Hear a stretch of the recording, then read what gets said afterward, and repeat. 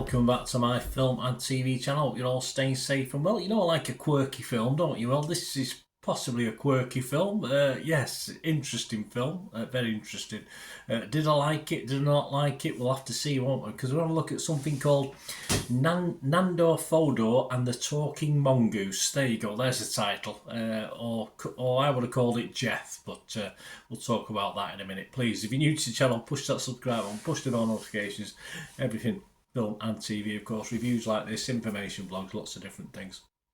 Be great to have you on board and spread the word, and all your comments are very welcome on this quirky little film or anything else you want to talk to me about. I'm quite willing to listen, and I'll even get back to you if it needs a reply, of course. That's for sure. So join me and give us a little thumbs up, guys. A little press that like button, be much appreciated. Yes, Nandor, Fodor and the Talking Mongoose, based on a true mongoose even. Is it mongoose? Is that the plural? I'm not too sure. No, I doubt it. Geese, isn't it? Anyway, mongoose, is that such a thing? Do we have mongoose? I'm not sure. Anyway, I digress, of course, don't I? This Nandor Fodor's a real character, by the way, in real life, so we'll talk about that later as well. 96 minutes, which is okay, a little bit, perhaps 10 minutes too long, but not too bad.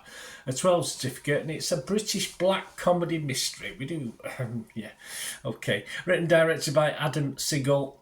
It's about, well, it's based on the legend of Jeff. That's why I said it could have been called Jeff. A bit more of that in a moment. The Talking Mongoose, a story given extensive coverage by the tabloid press in Britain in the early 1930s. Yes, on the Isle of Man. It got a bit like Loch Ness, a bit like Nessie. Got the old tourists going there, although we're still not going there, though, were we? So it obviously didn't last for long.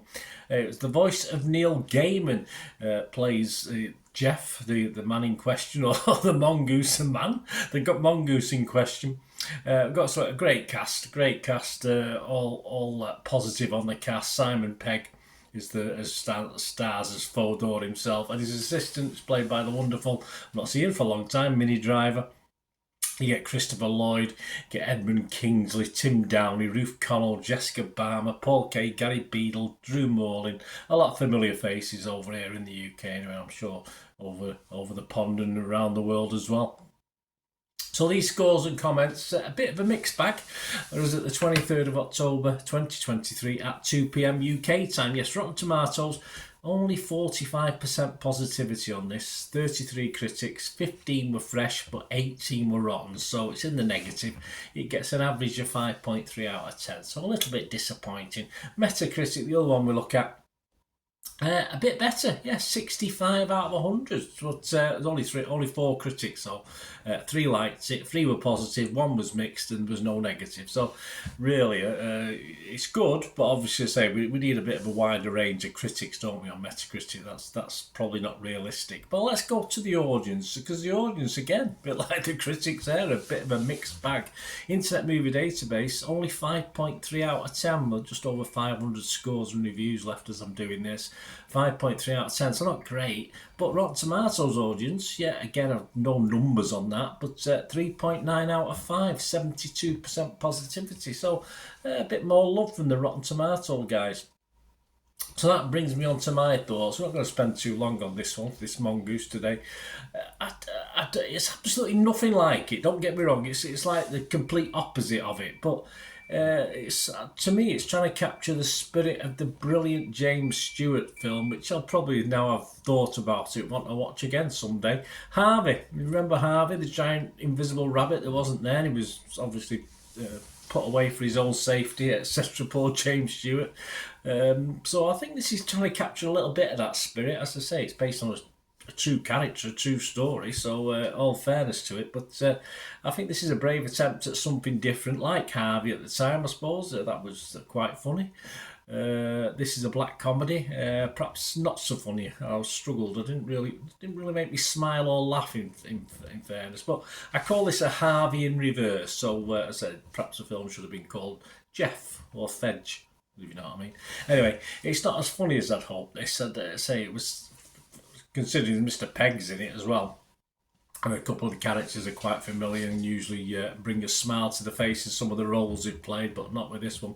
People will probably hate this, and that's no surprise, but enough will get taken in by, of course, the very good cast trying to do something quirky and different, and that's what it is. Not really a cinema film, this one. It's, you know, you might be disappointed if you go to watch it at the cinema. It's more a Saturday, Sunday afternoon with a cup of hot chocolate and a couple of bickies thrown in for me, where you can just, it's just a throwaway film that won't last long in the memory. What it does do, of course, is introduce us to the character Nandor Fodor, a real person, so you may want to delve into the real realities of it, which is I like to do sometimes. Hey, how about a mini-series? Well, perhaps that's pushing it just a little bit based on this. And I say, it was nice to see Minnie Driver and Simon Pegg as well. Very good. For me, I enjoyed the watch, but I didn't find a lot to recommend it to other people, apart from a good cast and the presentation and the cinematography, etc. The story itself and the conclusion I thought was very unsatisfying in a way that Harvey perhaps wasn't. But I'm confused with Harvey. You'll have to help me out, guys, if you have seen Harvey. I'm sure I've seen the film more than once, and I'm sure one of the films I saw with Harvey had the rabbit appeared at the end, but I've watched it and it hasn't, so I'm totally confused. Was there a different ending? Let me know anyway. This could have had a better ending. It was all much and nothing at the end, which is a bit disappointing. And that Harvey film, I mean, the ending meant it was a 9 out of 10 for me and not a 10 out of 10. That's the only difference with what affects on that. But this isn't going to score as highly as that, unfortunately. I would be fresh on Rotten Tomatoes, because it's certainly not rotten for me, but I would have to be mixed on Metacritic. And I'm only going to give this a little bit down, actually. A little bit down on a couple of the scores, but a bit higher than some.